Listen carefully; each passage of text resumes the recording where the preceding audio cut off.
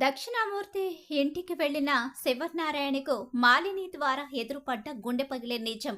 మరసలేం జరగబోతుంది? దక్షిణామూర్తి ఏ నిజాన్ని తెలుసుకున్నాడు? అసలేం జరిగింది తెలుసుకోవాలనుకుంటే వీడియోనైతే చివరి వరకు మిస్ కాకుండా అయితే చూసేయండి. ఇక శివనారాయణ అయితే చాలా హడావిడిగా ఒక పక్క కార్తీక్‌కి, మరో పక్క సూరజ్‌కి కాల్ చేస్తాడు. ఇక్కడ చూస్తే ఇక దీప అయితే కాంచన్ని అడుగుతూ ఉంటుంది. ఎందుకత్తా తాతయ్యకి చెప్పారు. తాతయ్య ఆవేశం గురించి మీకు తెలుసు కదా అని చెప్పి అంటూ ఉండగానే, నాన్న ఎవరికి ఎక్కడ ఎలా బుద్ధి చెప్పాలో తెలుసు. నాన్న ఎవరిని ఎలా బుద్ధి చెప్పి కంట్రోల్‌లో పెట్టాలో తెలిసిన మనిషి. కూడా కార్తీక్ కూడా వెళ్తున్నాడు కాబట్టి అక్కడే కాదు అని చెప్పేసి అంటూ ఉంటుంది. ఇక కాంచనైతే ఇక్కడ చూస్తే కూతురు విషయంలో థ్యాంక్స్ చెప్పడానికి సూరజ్ దగ్గరికి వచ్చి, ఇక సూరజ్‌ని నువ్వెవరు? నీ వాళ్ళెవరు? అని చెప్పి అడుగుతూ ఉంటుంది. ఇక సుమిత్ర అయితే ఈ లోపల చెప్పే లోపలనే అక్కడి నుంచి వెళ్ళిపోతుంది. ఇంకా ఇక్కడైతే కార్తీకు అలాగే సూరజ్, శివనారాయణ ముగ్గురు కలిసి బయలుదేరతారు. అలా బయలుదేరి దక్షిణామూర్తి ఇంటి ముందు కార్ అయితే ఆపుతాడు కార్తీక్ అయితే. అలా కార్ దిగిన తర్వాత సూరజ్ అయితే ఈ ఇంటికి ఎందుకు తీసుకొచ్చారు అని చెప్పేసి అంటూ ఉండగానే, నేను ఈ ఇంటికి తీసుకొస్తున్న విషయం నీకు తెలియదు కదా, ఈ ఇల్లెవరిదో నీకు తెలుసా? అయ్యో, నా మాట పూర్తవకముందే మీరు మాట్లాడుతున్నారు. ఈ ఇంట్లో మీ వాళ్ళెవరైనా ఉన్నారా అని అడుగుతున్నాను. నా వాళ్ళు నా బంధువులు కాదు, నా శత్రువుల ఇల్లు ఇది, దక్షిణామూర్తి ఇల్లు ఇది అని చెప్పేసి అంటూ ఉంటాడు శివనారాయణ. ఇక అలా సూరజు చూస్తూ ఉంటాడు. అలా లోపలికైతే వెడతారు. ఒక్కసారే డోర్ తీస్తారు. డోర్ తీసేసరికి శివనారాయణ కన్నెర్ర చేస్తూ ఇక ఆ గుమ్మం ముందు నిలబడతాడు. పైనుంచి మాలిని చూస్తూ ఉంటుంది. ఎవరు వచ్చింది అని చెప్పేసి ఆ పని మనిషిని అడుగుతూ ఉంటుంది. మేడం, ఎవరు వచ్చారు మేడం అని చెప్పేసి అంటూ ఉండగానే దక్షిణామూర్తి గుమ్మం ముందు నిలబడి ఉన్న శివనారాయణ్ణి చూస్తాడు. శివనారాయణ, నువ్వు నా ఇంటికి వచ్చావా? రా రా, నువ్వు నా ఇంటికి రావడం నిజంగా ఇది ఒక మిరాకిల్ అనే అనుకోవాలి. నా ఇంటికి నా స్నేహితుడు రావడమా అని చెప్పేసి అంటూ లోపలికి రమ్మని పిలవడానికి దగ్గరికి ఆశగా వస్తాడు. అలా వచ్చేసరికి, నీ ఇంటికి స్నేహితుడిగా రాలేదు, శత్రువుగా వచ్చాను. నీ ఇంట్లో కూర్చొని నీతో కబుర్లు చెప్పి నేను కాఫీ టీ తాగడానికి రాలేదు. అదేంటి శివనారాయణ, గుమ్మం దాకా వచ్చి లోపలికి రాకుండా ఏదేదో మాట్లాడతావేంటి? లోపలికి రా అని చెప్పేసి అంటూ ఉంటాడు దక్షిణామూర్తి. ఇక లోపలికైతే వస్తాడు శివనారాయణ. ఎక్కడ నీ కోడలు అని చెప్పేసి దక్షిణామూర్తిని శివనారాయణ అడుగుతూ ఉంటాడు. నా కోడలు మాలినితో మీకు పనేంటి అని చెప్పేసి అంటూ ఉండగానే, మావయ్య గారు అని చెప్పేసి మాలిని మెట్ల మీద నుంచి దిగి కిందికి వస్తూ ఉంటుంది. అలా వస్తూ ఉండగానే మాలిని వైపు కార్తీకు, సూరజ్ అలాగే ఇక శివనారాయణ కూడా చూస్తూ ఉండిపోతారు. నాకు తెలుసు బాబాయ్ గారు, మీరు వెతుక్కుంటూ వస్తారని. ఏంటమ్మా, ఏం జరిగింది? శివనారాయణ అసలు ఇక్కడికి ఎందుకు వచ్చాడు అని చెప్పేసి దక్షిణామూర్తి అంటూ ఉంటాడు. ఏంటి, ఏం తెలియని అమాయకుల్లా మాట్లాడుతున్నావేంటి? నీ కోడల్ని పంపించింది నువ్వే కదా. నేను పంపించడమేంటి? నేను తనని ఎక్కడికి పంపించలేదు మావయ్య గారు. అంతా మీకు చెప్తాను ఉండండి అని చెప్పేసి మాలిని అయితే చెప్తూ ఉంటుంది. ఏంటి, ఏం చెప్తావు? ఏం చెప్పాలనుకుంటున్నావు నువ్వు? ఏం చెప్పడానికి ఇక్కడికి నన్ను రప్పించావు అని చెప్పేసి అంటూ ఉండగానే, ఏంటి శివనారాయణ గారికి చాలా కోపం వచ్చినట్టుంది. కోపం కాదు, ఆవేశం. నువ్వు నా వాళ్ళనే కొనాలని చూస్తావా? నీకు అమ్ముడుపోవడానికి నా వాళ్ళు నన్ను నమ్ముకొని నేను గీసిన గీత దాటకుండా నేను చేసింది న్యాయమని, నేను ఎలాంటి వాడినో తెలుసు. నా వాళ్ళకి నేను అన్యాయం చెయ్యనని కూడా తెలుసు. నా కోసం ప్రాణాలిస్తారే తప్ప నన్ను దాటి మరొకరి దగ్గరికి అమ్ముడుపోయే మనుషుల్లో నా వాళ్ళు ఎవ్వరూ లేరు. ఒకవేళ ఆ రోజు ఆ చెఫ్ అమ్ముడుపోయాడని నా వాళ్ళని కొనాలి అనుకున్నావేమో. వాడు నా రక్త సంబంధం కాదు, కేవలం హోటల్లో పనిచేసే ఒక చెఫ్ మాత్రమే. అందుకే వాడు నీకు అమ్ముడుపోయి ఉండొచ్చు. కానీ వీళ్ళు నా రక్త సంబంధం. నా కూతురు, నా మనవడు, అలాగే నా మనవడి భార్య, వీళ్ళందరూ నా వాళ్ళు. నా వాళ్ళు నీకెలా అమ్ముడిపోతారనుకున్నావు? ఏంటమ్మా మాలిని ఇదంతా? ఏముంది మావయ్య, నేను మళ్ళీ డీల్ మాట్లాడ్డానికి వెళ్ళాను. శివన్నారాయణ గారు దేవుడంట పాపం. కూతురు దేవుళ్లా కొలుస్తుంది. ఈ దేవుడు కూతురికి అన్యాయం చేసి కూతురు జీవితాన్ని రోడ్డున పడేలా చేశాడు. గొప్ప అంతస్తు ఆస్తుల్లో పెరిగిన కూతుర్ని చివరకు ఒక చిన్న ఇంట్లో ఉండే పరిస్థితి క్రియేట్ చేశాడు. కూతురు కోడల్ని తీసుకొచ్చి ఇంటి పని మనిషిని చేసుకున్నాడు. అలాగే పక్కన తిప్పుకుంటూ మనవణ్ణి డ్రైవర్ని చేశాడు. వీడు ఎక్కడో చదివి గొప్ప గొప్ప చదువులు చదువుకుని వచ్చి హోటల్ మేనేజ్మెంట్ చేస్తూ ఇక ప్రతి రెస్టారెంట్ ఏది తీసుకున్నా సరే సక్సెస్ చేసి గొప్ప విజయాల్ని సాధించాడు.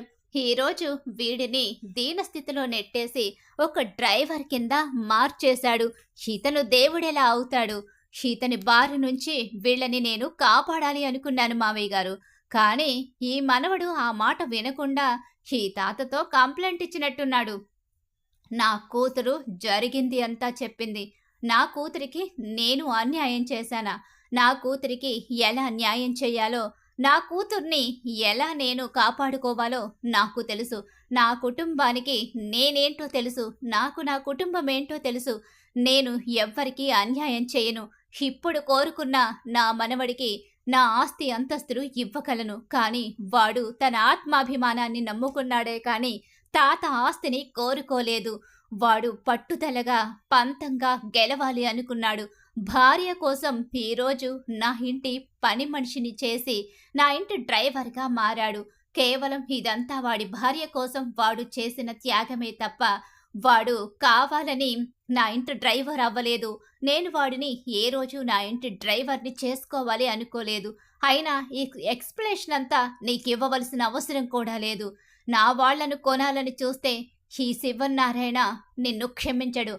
దక్షిణామూర్తి, ఏమనుకుంటున్నావు నువ్వు? నా వాళ్ల జోలికి నా జోలికి వస్తే నీ పరిస్థితి ఏమవుతుందో అంతకుముందు ఒక్కసారి నువ్వు చూశావు. మళ్ళీ నా వాళ్ల జోలికి వస్తున్నారు. నా వాళ్లనే నా నుంచి దూరం చెయ్యాలని చూస్తున్నారు. నాకు అర్థమైంది. ఆ రోజు పోటీలో గెలిచింది నా వాళ్ల కారణంగానే. నా కుటుంబమే నా బలమని తెలుసుకున్న మాలిని నా బలాన్ని బలహీనతగా మార్చడం కోసం నా చుట్టుపక్కల ప్రయత్నాలు మొదలుపెట్టింది. నాకు తెలియకుండా ఎన్ని ప్రయత్నాలు చేసినా నా వాళ్ళు ఎవ్వరూ కూడా నీ డబ్బుకి ఆశపడేవాళ్ళు లేరు అని చెప్పేసి శివన్నారాయణ అంటూ ఉంటాడు. శభాష్ బాబాయ్ గారు, నిజంగా మీరు చాలా గ్రేట్ తెలుసా. మీలాంటి వ్యక్తిని చూస్తుంటే నాకు గర్వంగా ఉంది. నా ఇంటి ఆడపడుచుకి మీరు మామగారైనందుకు మాకు చాలా సంతోషంగా ఉంది. పైగా మా మామగారికి స్నేహితుడు. మీలాంటి గొప్ప స్నేహాన్ని వదులుకొని మా మావయ్య గారు ఎంత తప్పు చేశారో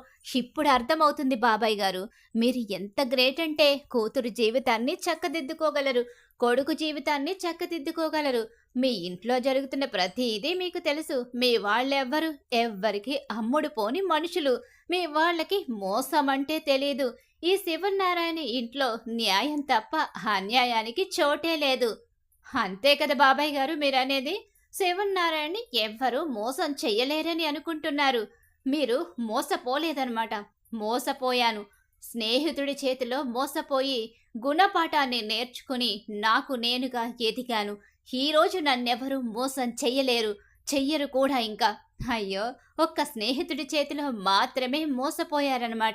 ఇంకెవరి చేతిలో ఎక్కడా మోసపోలేదు. మీ ఇంట్లో మోసం జరగలేదంటారు. నా ఇంట్లో మోసానికి చోటు లేదు. నన్ను ఎవ్వరూ మోసం చెయ్యరు. నా నమ్మకానికి నిలవెత్తు రూపం నా వాళ్ళు అని చెప్పేసి అంటూ ఉంటాడు శివన్నారాయణ. పాపం శివన్నారాయణ గారు చాలా కలలు కంటున్నారు. ఏంటి మీ కలలకి మీ మనవడు అలా చూస్తూ ఉండిపోయాడేంటి? ఏంటి మాలిని గారు, ఎందుకిలా మమ్మల్ని రెచ్చగొట్టేలా మాట్లాడుతున్నారు? మా తాత ఎప్పుడూ అందరికీ న్యాయం చేస్తూనే వచ్చాడు. మా తాతని ఎవ్వరూ మోసం చెయ్యలేరు. మా తాతని మోసం చేయడం ఇంట్లో ఎవ్వరి వల్ల కాదు. మా తాత గీసిన గీత ఎవ్వరూ దాటరు. మా తాత మాటంటే మా అందరికీ వేదవాకు. మా తాత దగ్గర మేము ఏ నిజాన్ని దాచిపెట్టం అని చెప్పేసి అంటూ ఉండగానే, అవునా, నువ్వు చెప్పేదంతా నిజమేనా కార్తీక్? అవును నిజమే. ఇక మమ్మల్ని వదిలేయండి. మా జోలికి మీరు రావద్దు. మీ జోలికి మేము రాము. మీ బిజినెస్ మీరు చేసుకుంటే మా బిజినెస్ మేం చేసుకుంటాం. మమ్మల్ని రెచ్చగొట్టాలని చూస్తే ఆల్రెడీ ఒకసారి ఓటమి రుచి చూశారు. మళ్ళీ అదే పరిస్థితులు ఎదురవుతాయి. కాబట్టి ఇక మీరు మా జోలికి రావద్దు అని చెప్పేసి అంటూ ఉంటాడు కార్తీక్ అయితే. సరే కార్తీక్, నువ్వు చెప్పినవన్నీ విన్నాను. మీ తాత చెప్పినవన్నీ విన్నాను. మోసం చేసేవాళ్ళు తన ఇంట్లో లేరు. మోసపోవడం మీ తాతకు తెలీదు. అపజయాలు జయాలు వస్తూ ఉంటాయి, కానీ కృంగిపోడు. అందుకే పాపం అంతగా మోసపోయినా తెలుసుకోలేని గుడ్డివాళ్ళ ఇన్నేళ్ళు బ్రతికేశాడు. ఏం మాట్లాడుతున్నావు? నేను మోసపోవడమేంటి? మోసం చేసినవాడు కళ్ళ ముందే ఉన్నాడు. వీడిని వదిలేసి దూరంగా బ్రతుకుతున్నాను. మా మావయ్య గారు మోసం చేయడం కాదు, మిమ్మల్ని మోసం చేసిన వాళ్ళు మీ ఇంట్లో దర్జాగా తిరుగుతున్నారు. మోసపోయిన మీకు ఇప్పటికీ ఆ నిజం తెలీదు అని చెప్పేసి అంటూ ఉండగానే, మాలిని, నన్ను మోసం చేయడం ఎవ్వరి వల్ల కాదని చెప్పాను. ఇంతకు మించి ఇంకొక మాట మాట్లాడితే మర్యాదగా ఉండదని శివనారాయణ అంటూ ఉంటాడు. దక్షిణామూర్తి, నీ కోడలికి చెప్పు, నా విషయంలో నా జోలికి నా కుటుంబం జోలికి రావద్దని. వస్తే ఎలా ఉంటుందో ఆల్రెడీ నీకు తెలుసు. ఇంకొకసారి పరిస్థితులు మారితే మాత్రం ఈ శివనారాయణ విశ్వరూపాన్ని చూస్తారు అని చెప్పేసి అంటూ ఉంటాడు కోపంగా.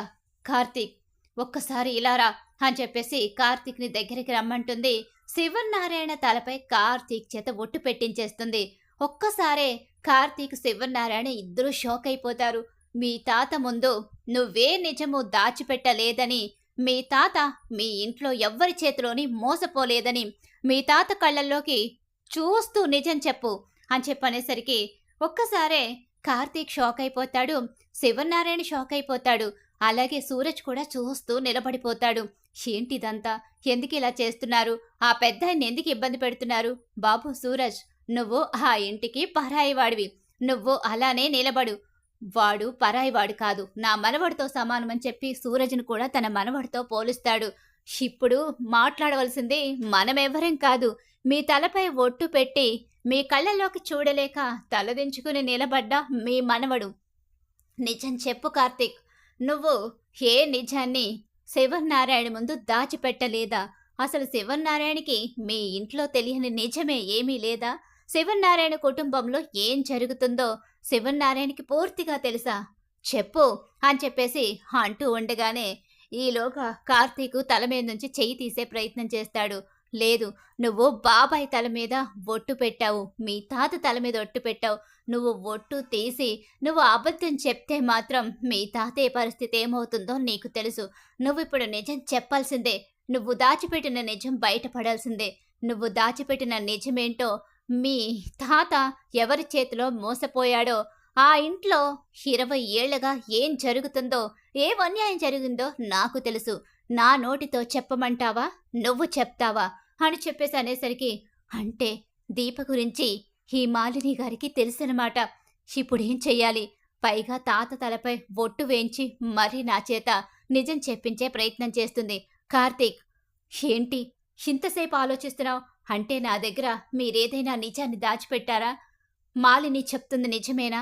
నేను 20 ఏళ్లగా మోసపోవడమేంటి?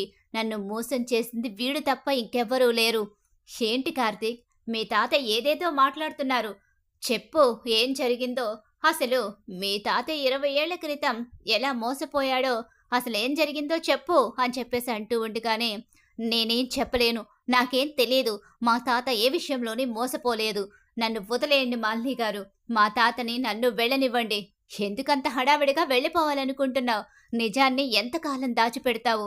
ఏంటి బాబాయ్ గారు, మీ మనవడి కళ్ళల్లో బాధ, భయం చూస్తే మీకు అర్థం కావడం లేదా? ఏదో పెద్ద రహస్యమే ఉందని. ఇప్పుడు నా తలపై నువ్వు ఒట్టు పెట్టావు. కార్తీక్, నువ్వు నాకు నిజం చెప్పాలిప్పుడు. నేనడుగుతున్నాను, మాలిని కాదు.